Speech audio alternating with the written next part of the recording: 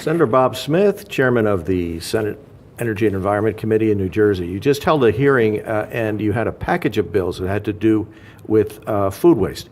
Could you explain or tell us a little bit about them, what you saw as the most important and why they all came up together today? Well, they're all important bills, but I think the biggest part of today was recognizing the problem of food waste in New Jersey. We generate about 160 million pounds of food waste every year in our state, and there's two dimensions to this tragedy. The first is the social dimension. We have 1 million people in the state who are challenged with regard to getting 3 square meals a day, and to be throwing away food is really an abomination. So part of this package is to try and assist in getting good, nourishing food to people of limited resources, to not waste it. And the second part of it is the environmental side of it, which is to get food waste out of the waste stream. It has a tremendous impact on the environment. When you put food waste in a landfill, you generate methane gas. Methane gas is a huge climate disruptor. So by not filling the landfill with food waste, not only using it for the right uses, the right waste, but you're also getting this terrible climate impact.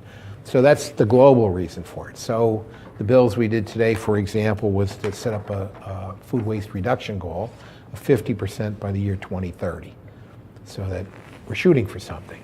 And then we did a whole bunch of ancillary bills, like providing for some liability protection for food donors, providing for a tax credit for companies that donate good wholesome food to people of limited means, asking the Department of Agriculture to set up voluntary guidelines for schools and hospitals so that the food that's used in their cafeterias can be either reduced in volume or some of it shared again with people of limited means.